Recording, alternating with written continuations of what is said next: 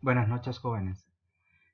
Iniciamos entonces nuestra sesión luego de haber consultado alguna documentación que se les estaba compartiendo en el portal. Estamos entonces dentro del módulo Conozcamos el mensaje central de Jesús de Nazaret. Habíamos tenido un primer acercamiento hacia los milagros, las expulsiones de demonios y una que otra referencia, ¿verdad?, a la ética de Jesús, pero los cuales no han sido profundizados. Por eso, en este video vamos a proceder a poder profundizar esta dinámica. Cada uno de estos aspectos viene prejugando un tema muy importante dentro del mensaje de Jesús, y es que cuando nosotros hablamos del mensaje central, ¿sí?, no nos quedamos nada más en una referencia bíblica, sino que pasamos a algo mucho más profundo, ¿sí? Pasamos al mensaje que va a guiar toda la vivencia del Nuevo Testamento. Un mensaje que va de la mano de las experiencias humanas. Eso es muy presente en nuestra vida actual, y en aquella época era muy central dentro de la vivencia de las primeras comunidades. Yo puedo estar hablando de Dios, pero está mi experiencia humana, ¿sí? El lenguaje de Jesús es desconcertante y sin precedentes, ¿sí? Realmente no teníamos en la vivencia del pueblo judío algo parecido. El reino de Dios, reino de los cielos, va a ser de cómo le va a llamar el Evangelio de Mateo, ¿verdad? Y van a sustituir reino de Dios en la vivencia de las primeras comunidades cristianas, porque recuérdense que los primeros cristianos en su mayoría eran judíos, y entonces estos judíos, ¿verdad?, tenían como vivencia propia el no referirse a Dios por su nombre. Por ello, entonces va acá una nueva mentalidad, va acá una nueva forma de dirigirse a ese Dios, ¿sí? Tanto que el mismo Jesús va a venir y nos va a decir, atentos, no es un Dios lejano, no es un déspota, no es un juez, no es un guerrero, sino que es un Abba, es un padre, es una madre. Y ahí entonces donde comienza un dilema mucho más profundo, porque ya no solo es retroalimentar la vivencia del judaísmo, que es lo que nosotros tenemos sobre todo en el Antiguo Testamento, sino que va más allá, ¿sí? En ese ir más allá, entonces nosotros vemos algo que a simple vista se deja entender por medio de los evangelios. Jesús no se detiene a explicar qué era el reino de Dios.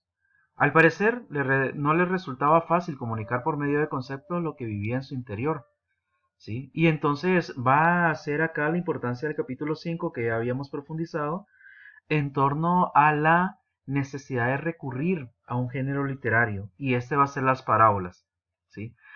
Esta es una idea muy importante, es de que no pueden ser traducidas a un lenguaje conceptual. No se puede proceder académicamente a conceptualizarlas.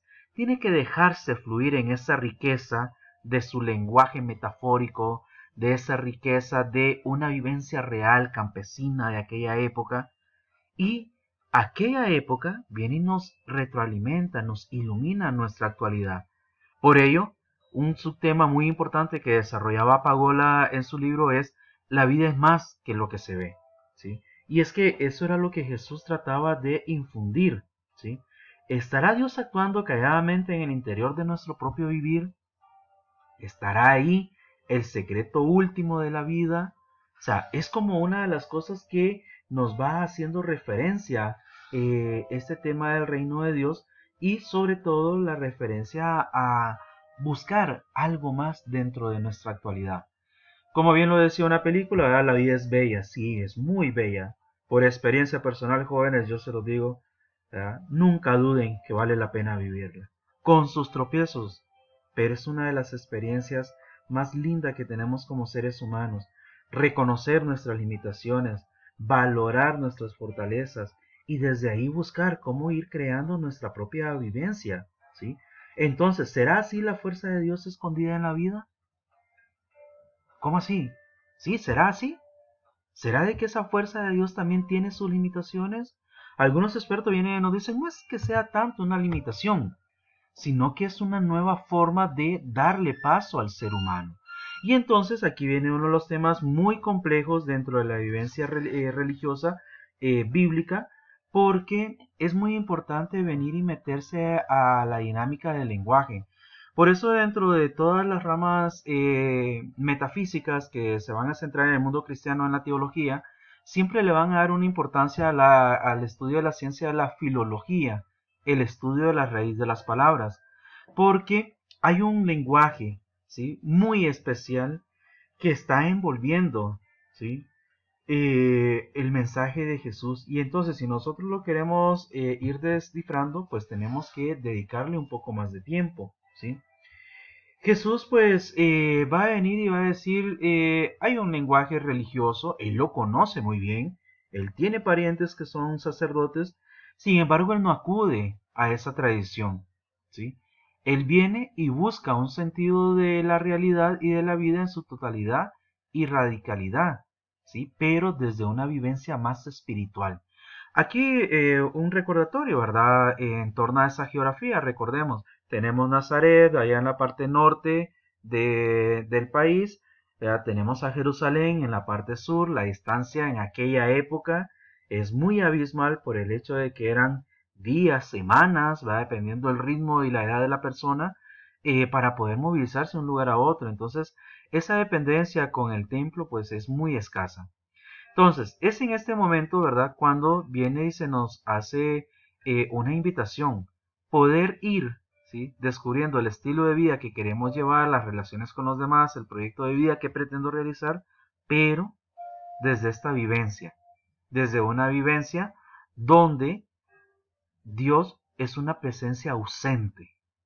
¿Cómo así ausente? Sí, porque no le vemos. Sin embargo, por fe, según el lenguaje, Él, ¿sí?, está irradiando todo nuestro mundo. Él está irradiando nuestras vidas. Y entonces nosotros desde ahí, ¿verdad? Es que podemos decir, Dios es Padre, es Madre. Porque nos va guiando, pero nos va guiando de una forma muy amorosa. Nos va corrigiendo, pero no es que Él directamente, mira, esto es una prueba, esto es un castigo. No, sino que por medio de esa convivencia de la práctica de nuestra libertad con los demás, entonces donde nosotros nos vamos puliendo. En algún momento yo les había dado la referencia al lenguaje en torno a este proceso que utilizaban en el Antiguo Testamento sobre todo, que es el crisol, ¿sí? ¿Cómo hay que poner al crisol el oro, ¿sí? Venir y purificarlo. Algo así nosotros tenemos que ir haciendo. Ese es el papel de nuestra libertad en medio de la vivencia con los demás. Y entonces, acá viene pues un tema muy importante, la encarnación, ¿sí? Probablemente ahorita con esto creemos que estamos regresando a toda la vivencia que hemos tenido en torno al nacimiento de Jesús, en torno a la geografía, en torno a Nazaret, pero es que no solamente es venir y recordar ese momento histórico del nacimiento, sino recordar que la encarnación, la bajada del cielo de ese Dios, ¿verdad?, viene y lleva un sentido de análisis, ¿sí?, un sentido de vivencia, un sentido donde se descubre un gesto insuperable, ¿sí? El mundo y la vida ante este Dios encarnado que se vacía y anonada por nosotros cobra un sentido luminoso a pesar de sus muchas contradicciones y miserias. Porque, por ejemplo, ahorita con toda la situación que se vive en el mundo de pobreza, de desnutrición, enfermedades, siempre está la pregunta, pero ¿y dónde está Dios? ¿Dónde están esas iglesias que siempre hablan de Él actuando, ayudando? ¿Sí? Y entonces dentro de esos contextos nosotros encontramos el tema de los milagros. En lo personal hay una película que se llama Manos Milagrosas, que es basada en el doctor Ben Carson, que viene y nos hace una referencia, ¿sí? Muchas veces el milagro no es de aquel angelito emplumado que viene volando, despilfarrando sus plumas por todos lados y ahí de pronto ¡pum!, un milagro. No, no es eso, ¿sí? Nosotros lo podemos racionalizar mucho, pero es que un gesto de milagro, yo por lo menos lo puedo comparar a un personaje que yo conozco en la antigua Guatemala, Don Marcos. Don Marcos es una persona que sufre de Parkinson, pero de una manera crónica, una persona todavía joven, a pesar de que ya lleva años sufriendo esta enfermedad, todavía logra ser una persona independiente y esta persona siempre se le ve en la calle día a día pidiendo para sus pastillas. El hecho de que hayan esas personas, uno, como recordábamos en una parábola del amigo inoportuno, que está ahí insistiendo, regáleme una limosna, pero se hace el milagro. Otra, las personas bondadosas que lo hacen por dos razones a veces. Una, por aparentar, y otra porque realmente están haciendo. ¿Qué serán estas personas en la vida de este hombre? Pues bueno, es la vivencia de un milagro. Muchas veces no hay que mitificarlo tanto, sino que venir y bajarlo a una realidad, ¿sí?, mucho más concreta. Y entonces esos milagros de Jesús, ¿sí?, tienen que ser profundizados. No podemos simplemente venir y decir, son estos, son aquellos, ¿sí? Entonces, quiero nada más ahorita ir terminando con esta breve introducción de este tema con respecto a este video, ¿sí? El gran milagro, ya que estamos hablando de Jesús. Não, Deus só precisa ouvir isso.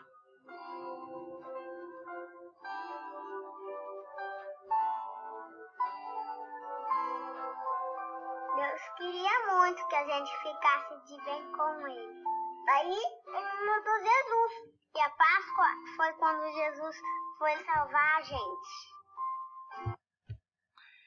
El gran milagro, sí, que nosotros podemos recordar es el milagro mismo de Jesús en la resurrección, ¿sí? Ese es el milagro por excelencia. Jesús pensaba y creía que el reino de Dios vendría pronto y de forma gratuita. Entonces, ¿por qué es necesario una práctica? Si es gratuita, ¿por qué es necesario venir y convertir nuestro pensar, nuestro actuar? Muchas religiones lo enfocan primero por una convivencia más sana, hablándolo humanamente, sin religión, Dios por medio, ¿sí? Tenemos esa necesidad de ir creando un ambiente más fraterno. Jesús hizo muchas cosas por el reino, relatos del anuncio, sumarios de su actividad.